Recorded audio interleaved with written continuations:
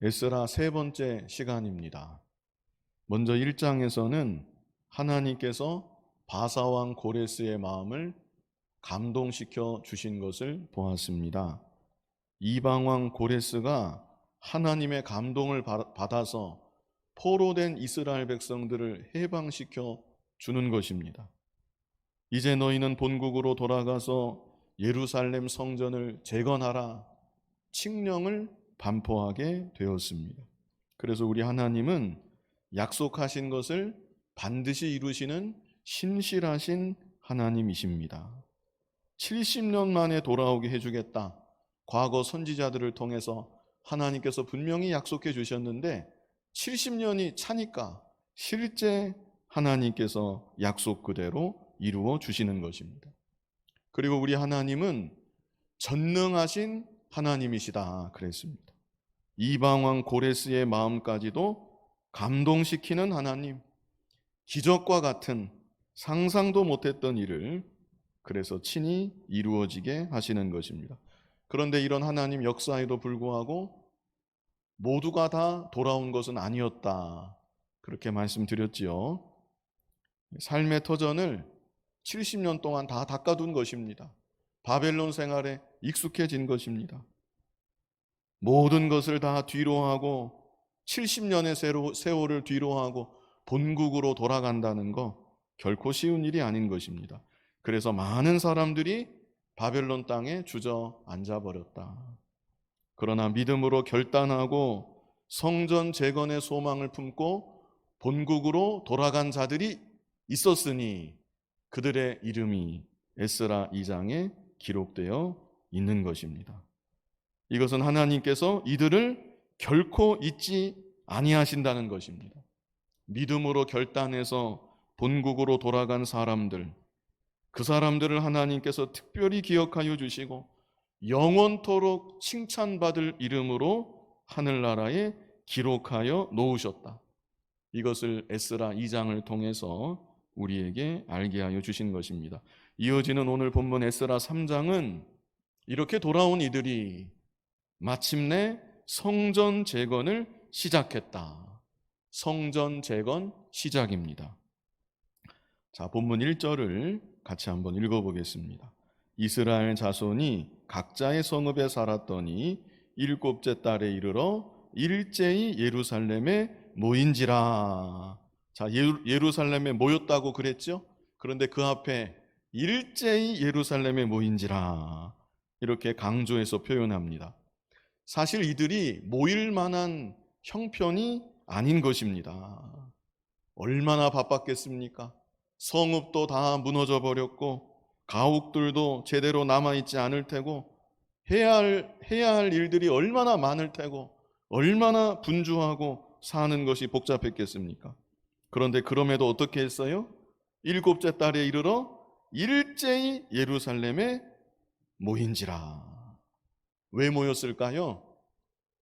왜 이들이 모였을까요? 뭐 하려고? 하나님께 함께 예배하려고, 하나님을 예배하기 위해서 모인 것입니다. 특별히 7월은 여기 7째 달이라고 했는데 유대 원력으로 7월을 말하는 것입니다. 특별히 7월은 이스라엘의 각종 절기들이 모여있는 달입니다. 7월 1일이 나팔절입니다. 7월 10일 대속죄일입니다. 7월 1일 나팔절, 7월 10일 대속죄일, 그리고 7월 15일부터 일주일 동안 초막절입니다. 이렇게 중요한 절기들이 집중되어 있는 달이 유대 원력으로 7월인 것입니다. 그래서 7월이 되었을 때 귀환한 이스라엘 백성들이 어떻게 했어요? 일제히 예루살렘에 모였다.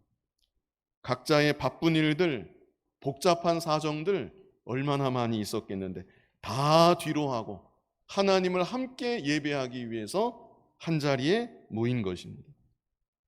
본문 2절을 같이 한번 읽어보겠습니다. 요사닥의 아들 예수아와 그의 형제 제사장들과 스알디엘의 아들 스룹바벨과 그의 형제들이 다 일어나 이스라엘 하나님의 제단을 만들고 하나님의 사람 모세의 율법에 기록한 대로 번제를 그 위에서 드리려 할세. 자, 중요한 이름, 두 이름이 또 나오지요? 제가 지난 시간에도 말씀드렸습니다. 이 두 이름은 중요한 이름이라고. 누굽니까? 예, 먼저 나오는 사람은 예수아 나오죠.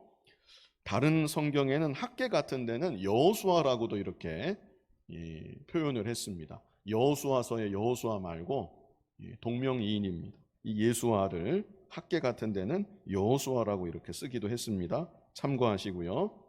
자, 한 사람은 예수아, 대제사장이죠. 종교적인 지도자, 영적인 지도자입니다. 또 한 사람은 누굽니까? 스룹바벨, 정치적인 지도자.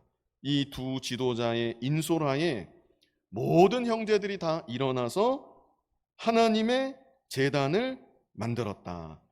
성전은 아직 없습니다. 성전은 아직 없어요. 아직 재건을 시작하지도 못했습니다. 그러나 하나님께 제사해야 되겠기 때문에 하나님의 제단을 만들었다는 것입니다. 그리고 이들이 번제를 그 위에서 드리려고 했다 말씀하지요. 번제를 드리려고 했다. 번제가 어떤 제사입니까? 번제가 어떤 제사지요? 제물을 어떻게 하는 겁니까? 다 태워서 드리는 제사. 그게 번제입니다. 완전히 살라서 하나님께 바치는 제사. 그 제사가 바로 번제입니다. 그래서 번제는요, 온전한 헌신을 가리키는 것입니다. 번제가 뭘 가리켜요? 온전한 헌신, 완전히 살라버리는 겁니다. 온전한 헌신, 그리고 온전한 순종을 나타내기도 합니다. 온전한 헌신, 온전한 순종. 사실 제물들은 다 예수 그리스도를 나타내는 거예요.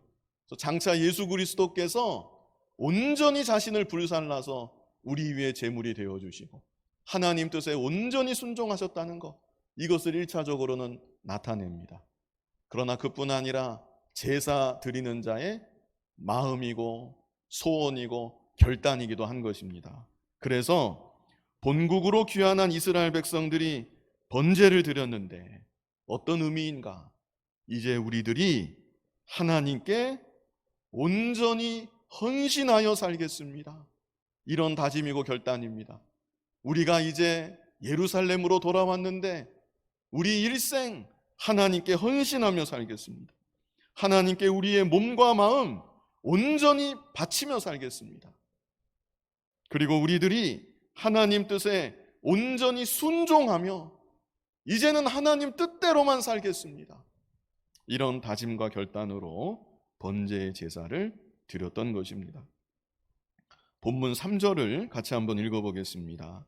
무리가 모든 나라 백성을 두려워하여 제단을 그 터에 세우고 그 위에서 아침 저녁으로 여호와께 번제를 드리며, 그래서 번제를 드렸다는 얘기인데요, 여기 3절이 특별히 알게 해주는 것은 지금 모여있는 이들에게 개인적인 어려움들만 있었던 것이 아니다. 이것을 말해주는 것입니다. 개인적으로 우리가 생각할 수 있죠. 황무한 땅에 와서 얼마나 복잡하고 사는 것이 힘들겠습니까? 새롭게 일구어야 되고 다 닦아야 되고 보통 어렵고 복잡한 일들이 아닙니다. 그런데 그것만 있는 것이 아니라는 거예요. 어떤 문제가 또 있는가? 여기 3절 처음에 무리가 모든 나라 백성을 두려워하여 이렇게 말씀했는데요, 지금 이들에게는 주변 민족들의 위협이 있었다는 것입니다. 믿음으로 결단해서 본국으로 돌아왔습니다. 힘들게 털을 닦고 정말 바쁘게 분주하게 아등바등 살려고 애쓰고 있습니다. 그런데 이들을 향한 주변 민족들의 적대적인 압박이 있었다. 만약 그들이 작심하고 쳐들어온다면 감당할 수가 없습니다. 일단 숫자적으로 훨씬 작습니다. 게다가 정비되어 있지도 않은 상태입니다.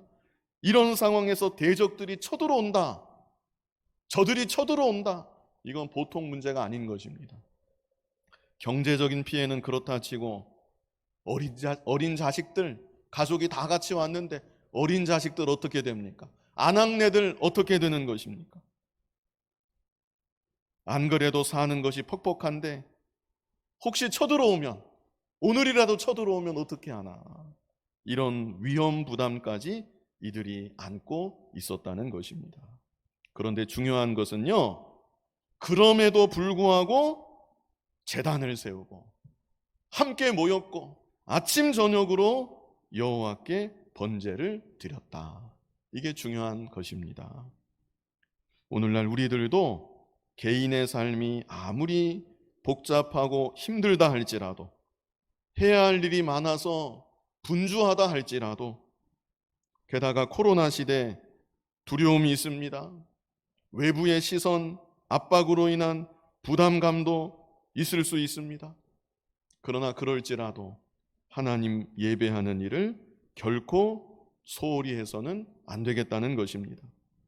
어떤 면에서는 평안할 때보다 두려움이 엄습할 때, 쉬울 때보다 어려울 때, 그때 오히려 하나님을 더욱 힘써 예배해야 되는 것입니다. 한 가지 생각할 것은요, 하나님께서 이스라엘 백성들 주변에 위협하는 세력들을 두셨다는 것입니다. 하나님이 두신 것입니다. 하나님이 어떤 하나님이십니까?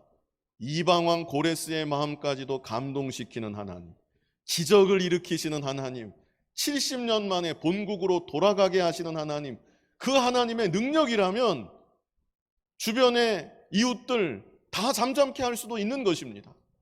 그런데 하나님께서 그렇게 만들어주지 아니하시고 이스라엘 주변에 위협하는 자들을 그대로 두셨다는 것입니다. 그래서 이스라엘 백성들로 하여금 하나님을 더욱 간절히 찾게 하는 것입니다. 하나님을 더욱 간절히 의지하게 만드시는 것입니다. 달려가는 말에 오히려 채찍질을 한다는 그런 말이 있지요. 믿음으로 결단하여 여기까지 온 그들에게 한편으로는 앞길을 정말 기적적으로 열어주시기도 했지만, 또 한편으로는 이렇게 어려움들을 그들 곁에 남겨두셔서 그들을 더욱 단련하시고 그들의 실력을 길러가시는 하나님 아버지이신 것입니다. 오늘날 우리들도 그렇습니다. 내 주변을 둘러싼 어려움들이 있습니다. 없으면 좋을 것 같은 어려움들 우리에게도 있습니다. 문제들이 있습니다. 하나님께서 다 허락하신 줄 알고 그 모든 일들을 통해 나를 단련하시는 하나님, 나의 실력을 기르시는 하나님, 이 하나님의 섭리를 깨닫고, 중요한 것은 그 가운데 끝까지 믿음을 지키며 나아가는 것입니다. 그런 가운데도 변함없이 하나님을 예배하며 살아가는 것입니다. 그럴 때 우리들이 정금 같은 믿음으로 만들어지고 자라나게 되는 것입니다. 그래서 본문 4절로 6절까지 이스라엘 백성들이 함께 모여 하나님을 예배하고 7월의 절기들을 잘 지켰다, 이런 내용이 이제 4절로 6절에 기록되어 있는 것입니다. 4절로 6절 우리 같이 한번 읽어보겠습니다. 기록된 규례대로 초막절을 지켜 번제를 매일 정수대로 날마다 드리고, 그 후에는 항상 드리는 번제와 초하루와 여호와의 모든 거룩한 절기의 번제와 사람이 여호와께 기쁘게 드리는 예물을 드리되, 일곱째 달 초하루부터 비로소 여호와께 번제를 드렸으나 그때의 여호와의 성전 지대는 미처 놓지 못한지라. 자, 여기서 눈여겨보실 것이 있는데요. 자, 4절로 다시 가서요, 4절 제일 앞에 초막절을 지켰다고 했는데 어떻게 지켰다고 여기 말씀합니까? 기록된 규례대로, 이런 구절이 있죠. 기록된 규례대로 초막절을 지켰다. 앞에서도 이런 표현이 있었습니다. 제가 그냥 넘어갔는데 앞에 어디 있었냐면 2절 끝부분을 한번 보세요. 2절 끝부분. 2절 끝부분에 뭐라고 말씀합니까? 하나님의 사람 모세의 율법에 기록한 대로 번제를 그 위에서 드리려 할세. 그래서요, 말씀에 기록된 대로, 말씀이 명하는 대로 하나님께 제사했다. 이것을 강조하고 있는 것입니다. 하나님을 믿는다고, 하나님을 섬긴다고 그것으로 다 되는 것이 아닙니다. 하나님을 섬기는데 어떻게 섬겨야 되는가? 자기 마음대로, 자기 주관대로, 자기 기분이나 형편대로 그렇게 하나님을 섬기면 안 되고, 어떻게 섬겨야 돼요? 말씀에 기록된 대로 하나님을 섬겨야 되는 것입니다. 하나님 말씀에 기록된 대로, 하나님 말씀에 명하시는 대로 그렇게 하나님을 믿고 하나님을 섬겨야 된다는 것입니다. 과거 이스라엘 백성들이 바로 여기에서 미끄러졌던 것입니다. 우리가 잊지 말아야 될 것은 이스라엘 백성들 자기들 나름대로는 하나님을 항상 믿었습니다. 자기들 나름대로는 하나님을 항상 섬겼습니다.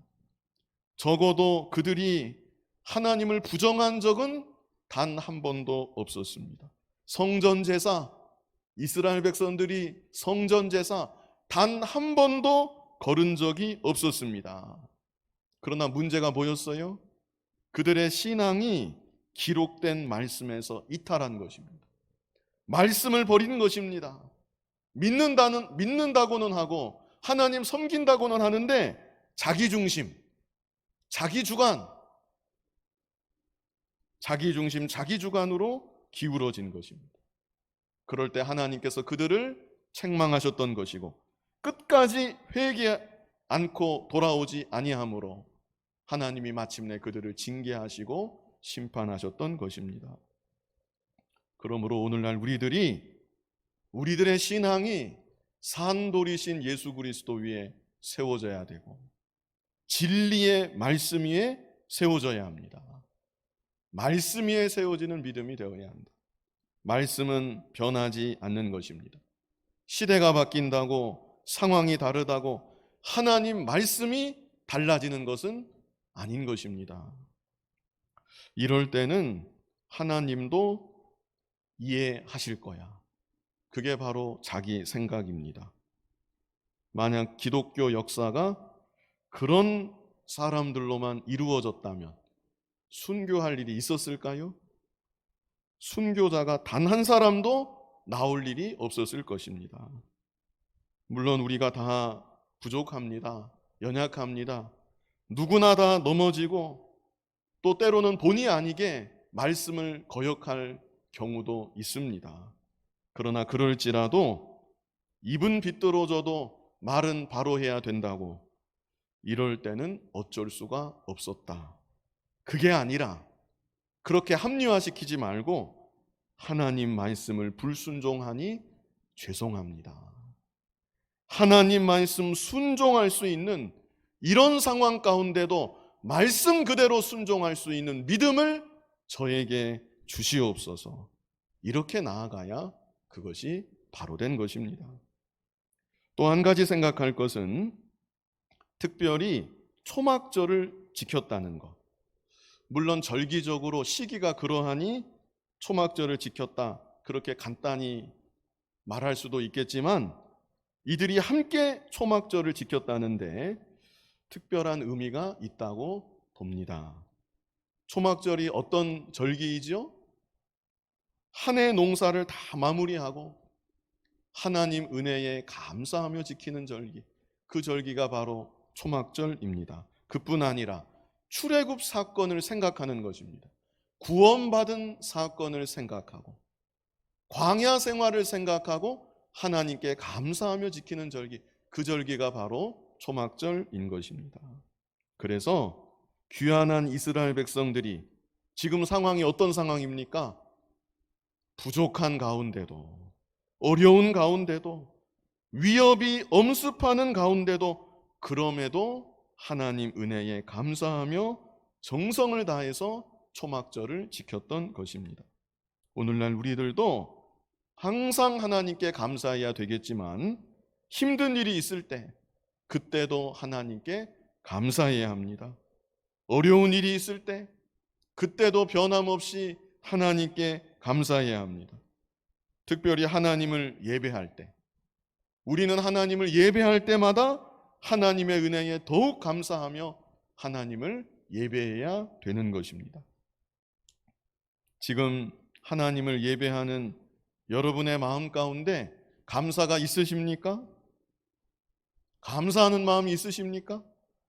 만약 감사가 없다면 이 예배는 바른 예배가 아닙니다. 시편 50편 23절 우리 같이 한번 읽어보실까요? 같이 읽어보겠습니다. 감사로 제사를 드리는 자가 나를 영화롭게 하나니 그의 행위를 옳게 하는 자에게 내가 하나님의 구원을 보이리라. 아멘. 어떻게 제사 드리는 자가 하나님을 영화롭게 합니까? 감사로 제사를 드리는 자, 천천의 수양을 바치는 자, 그 사람이 나를 영화롭게 한다. 그런 말씀 안 하시고 감사로 제사를 드리는 자가 나를 영화롭게 한다. 감사하는 마음으로 하나님께 제사하고 감사하는 마음으로 하나님을 예배할 때 하나님이 그 예배를 기뻐 받아 주신다는 것입니다. 그리고 후반절도 보면 후반절에는 또 어떤 말씀이 있습니까? 그의 행위를 옳게 하는 자에게 내가 하나님의 구원을 보이리라. 우리가 예배 드릴 때 감사하는 마음으로 하나님을 예배해야 합니다. 그럴 때 우리의 예배마다 하나님이 기뻐하시고 받으시는 예배가 되는 겁니다. 그런데 감사로만 끝나지 말고 예배 드릴 때마다 하나님 앞에서 자기 자신을 돌아봐야 합니다. 잘못된 점을 찾아서 회개하고 고쳐야 합니다. 죄를 회개하고 끊는 것입니다.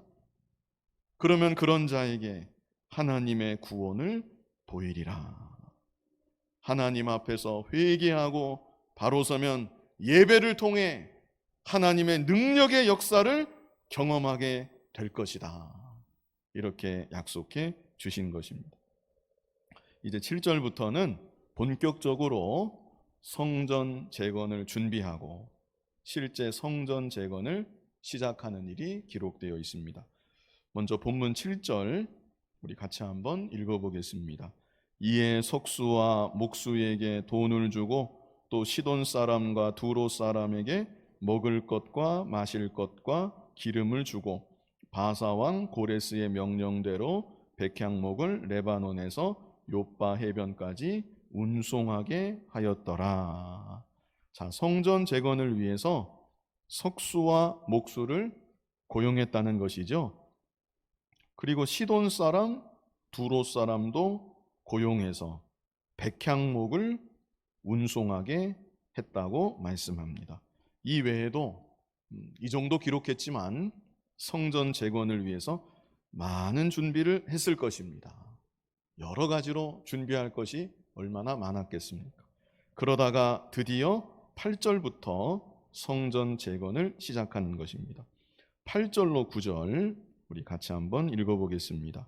예루살렘에 있는 하나님의 성전에 이른 지 2년 둘째 달에 스알디엘의 아들 수룹바벨과 요사닥의 아들 예수아와 다른 형제 제사장들과 레위 사람들과 무릇 사로잡혔다가 예루살렘에 돌아온 자들이 공사를 시작하고 20세 이상의 레위 사람들을 세워 여호와의 성전 공사를 감독하게 하며 이에 예수아와 그의 아들들과 그의 형제들과 간미엘과 그의 아들들과 유다 자손과 헤나다 자손과 그의 형제 레위 사람들이 일제히 일어나 하나님의 성전 일꾼들을 감독하니라. 자, 여기 8절로 9절을 보시면 먼저는 지도자 두 이름이 또 나오지요. 이번에는 수룹바벨이 먼저 나옵니다. 수룹바벨, 예수와 이 두 사람 이름이 또다시 나오고요. 그 외에도 다른 제사장들, 레위 사람들이 나옵니다. 이들이 다 성전 재건의 감독자들이 되는 것이죠. 그래서 이것은 무엇을 말해주는가? 8절로 9절이 우리에게 무엇을 말해주는가? 그냥 무턱대고 성전 재건에 달려든 것이 아니었다는 것입니다. 조직이 있었다. 이것을 말해줍니다. 조직이 있었다. 지도자가 있죠. 그 밑에 다양한 감독자들이 있죠. 그리고 수많은 성전 일꾼들이 있는 것입니다. 구체적으로 더 이상 더 자세하게 언급하지는 않았지만 분명히 조직이 있는 것입니다.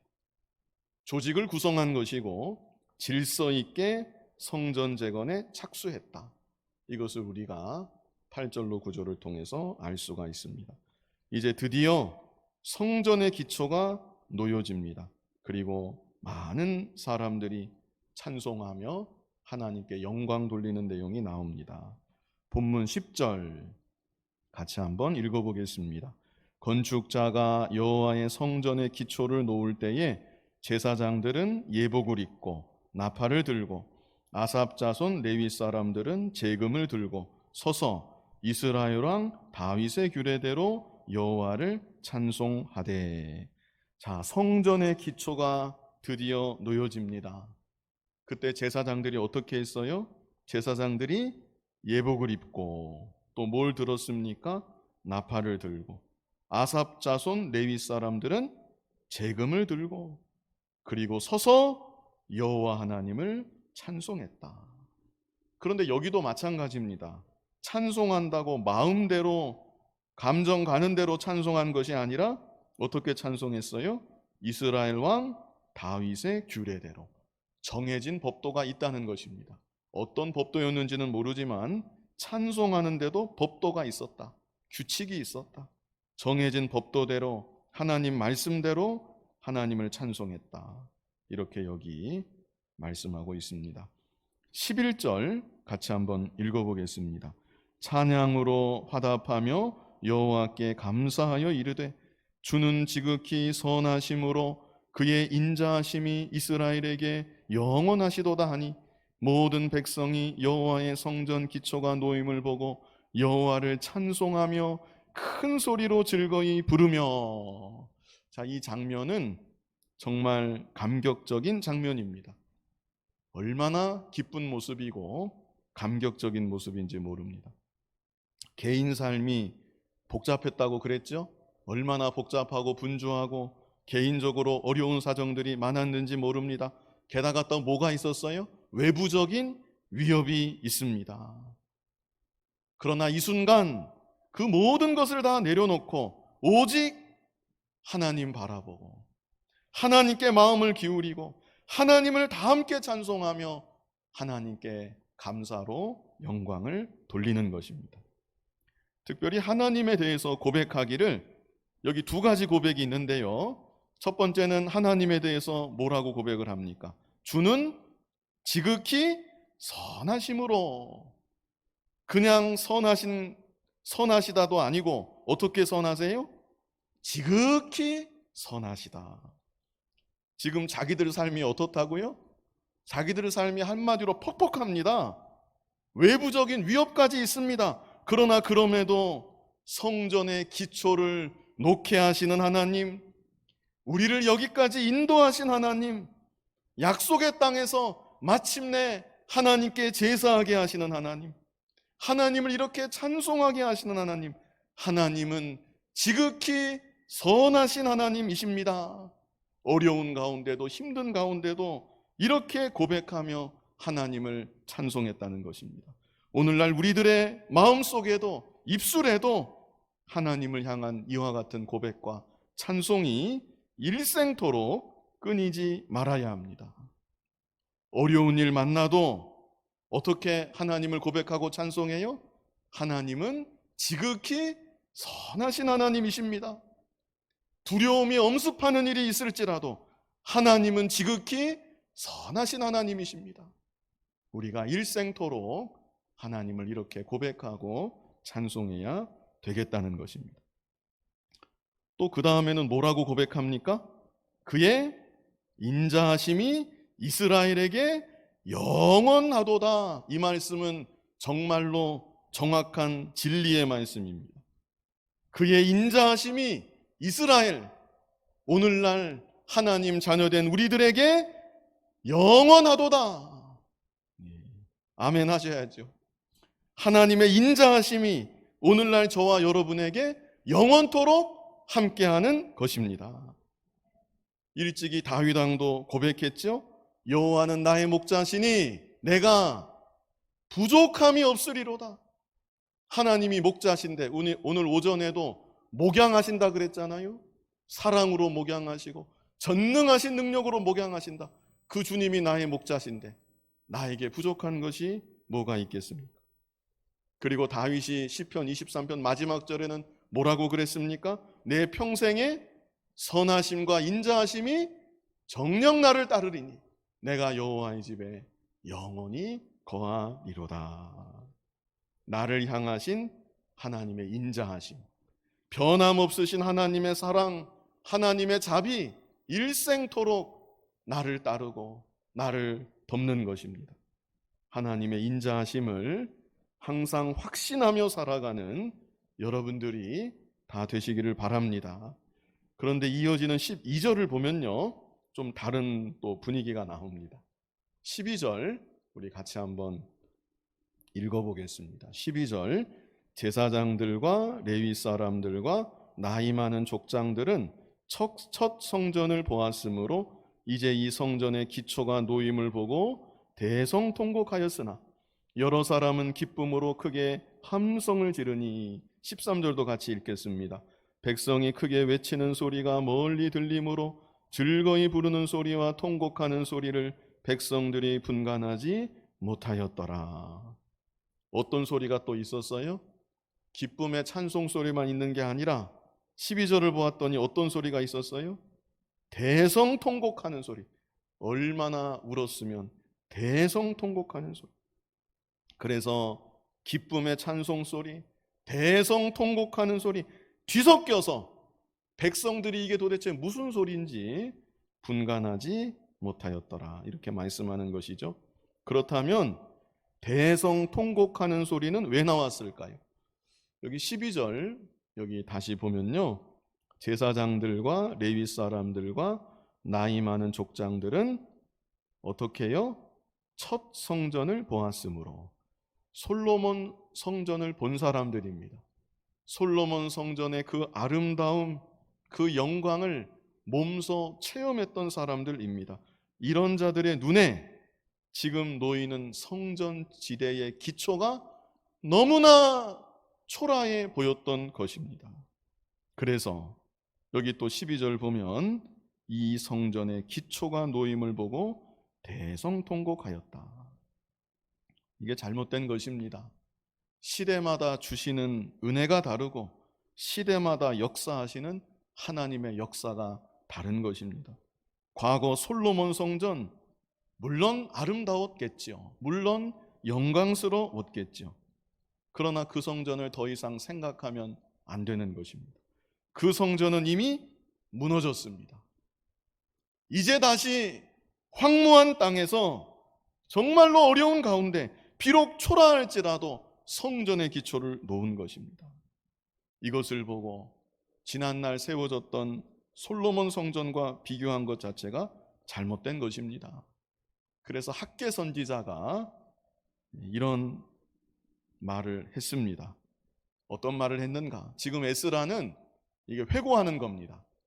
에스라 1장부터 6장까지가 과거 역사를 회고하는 겁니다. 7장부터 이제 에스라 그 시대의 얘기가 나오고 1장부터 6장을 회고하는 거예요. 근데 학개 선지자는 실제 그 시대 사람입니다. 성전 지대 기초가 놓여질 때 현장에 있었던 사람이 바로 학개 선지자입니다. 이 학개 선지자가 남긴 말씀이 있습니다. 무슨 말씀을 남겼는가? 학개 2장 3절을 같이 한번 읽어보겠습니다. 너희 가운데 남아있는 자 중에서 이 성전의 이전 영광을 본 자가 누구냐? 이제 이것이 너희에게 어떻게 보이느냐? 이것이 너희 눈에 보잘것없지 아니하냐? 학개 선지자가 직선적으로 말하는 거지요. 학개 선지자가 딱 집어서 말하는 겁니다. 너희 중에 이 성전 이전 영광, 솔로몬 성전의 영광을 본 자가 있다. 이제 이것이 너희들 눈에는 어떻게 보이느냐? 너희 눈에 보잘것없이 보이지 않느냐? 학개 선지자가 이렇게 지적하는 것입니다. 그러면서 또 하는 말이 4절을 한번 읽어보겠습니다. 그러나 여호와가 이르노라 스룹바벨아 스스로 굳세게 할지어다. 여호사닥의 아들 대제사장 여호수아야 스스로 굳세게 할지어다. 여호와의 말이니라. 이 땅 모든 백성아 스스로 굳세게 하여 일할지어다. 내가 너희와 함께하노라. 만군의 여호와의 말이니라. 아멘. 영향받지 말라는 겁니다. 먼저는 지도자들에게 굳세게 할지어다. 그리고 모든 백성들에게 굳세게 하여 일할지어다. 처음에 미약한 거, 미약하다고 말하는 거, 그런 말 듣지 말고 굳세게 하여 일해라. 흔들리지 말고 충성만 다해라. 학개 선지자가 이렇게 또한 독려했던 것입니다. 그리고 5절에도 말씀합니다. 우리 5절을 같이 한번 읽어봅니다. 너희가 애굽에서 나올 때에 내가 너희와 언약한 말과 나의 영이 계속하여 너희 가운데 머물러 있나니 너희는 두려워하지 말지어다. 두려워하지 말지어다. 이렇게 또 격려합니다. 그래서 6절로 9절 우리 뜻을 생각하면서 계속 이어지는 말입니다. 같이 읽어보겠습니다. 만군의 여호와가 이같이 말하노라. 조금 있으면 내가 하늘과 땅과 바다와 육지를 진동시킬 것이요 또한 모든 나라를 진동시킬 것이며 모든 나라의 보배가 이르리니 내가 이 성전의 영광이 충만하게 하리라. 만군의 여호와의 말이니라. 은도 내 것이요 금도 내 것이니라. 만군의 여호와의 말이니라. 이 성전의 나중 영광이 이전 영광보다 크리라. 만군의 여호와의 말이니라. 내가 이곳에 평강을 주리라. 만군의 여호와의 말이니라. 아멘. 만군의 여호와 하나님, 은도 내 것이고 금도 내 것이다. 가진 거 아무것도 없지만 걱정하지 말라는 것입니다. 그리고 여기 말씀하기를 조금 있으면 하늘을 진동시킬 것이다. 땅과 바다와 육지를 진동시킬 것이다. 학개 선지자가 이렇게 격려하고 말씀해 주었던 것입니다. 위축되지 말라는 것입니다. 굳세게 일해라. 주변 분위기가 좋지 않습니다. 이래서 뭐 되겠는가 고개를 갸우뚱하고 그 정도가 아니죠. 보면서 한쪽에서 대성통곡하고 우는 겁니다. 이게 도대체 뭐냐? 막 대성통곡하면서 우는 겁니다. 얼마나 그게 힘이 빠지는 일입니까? 더구나 나이 많은 사람들, 원로들이 그렇게 통곡을 하면서 옆에서 울고 있는 것입니다. 그런 상황 가운데 있을지라도 개인적으로도 복잡하고 분주하고 외부적인 위협도 있고 내부적으로도 대성통곡하는 소리가 들린다 할지라도 하나님만 믿고 바라보며 끝까지 충성을 다해 나아가면 만군의 여호와 하나님께서 반드시 이루어 주실 것이다. 이 성전의 나중 영광이 이전 영광보다 크리라 약속하여 주셨던 것입니다. 오늘날 우리들이 영적 성전을 지어가는 사람들입니다. 우리들에게도 이 땅을 살아가는 동안 여러 가지 시험이 있습니다. 환난이 있습니다. 힘을 주기는커녕 힘을 오히려 빠지게 하는 일들이 우리 주변에도 벌어질 수 있습니다. 그러나 만군의 하나님만을 바라보고 약속의 말씀만을 붙잡고 끝까지 믿음으로 충성되게 나아가면 된다는 것입니다. 그래서 각자의 성전이 영광스럽게 잘 지어져 나아가고 또한 그렇게 아름답게 지어져 가는 우리 교회가 될 수 있기를 간절히 바랍니다. 거룩하신 아버지 하나님, 포로에서 귀환한 백성들이 어려운 가운데 있었지만 게다가 외부적인 위협까지 있었지만 그럼에도 함께 모여 예배하고 하나님 은혜에 감사하고 지극히 선하신 하나님이십니다. 하나님의 인자하심이 우리들에게 영원합니다. 이렇게 고백하며 찬송했던 것처럼 아버지 하나님, 우리들도 어떤 상황 가운데 있든지 하나님을 늘 예배하는 삶이 되게 하시고 하나님 은혜에 항상 감사하는 삶이 되게 하시고 지극히 선하신 하나님이심을 고백하며 하나님의 인자하심이 내 삶 가운데 영원합니다. 이렇게 고백하고 찬송하며 담대하게 믿음으로 나아가는 우리들 모두가 되게 하여 주시옵소서. 예수님 이름으로 기도하옵나이다. 아멘.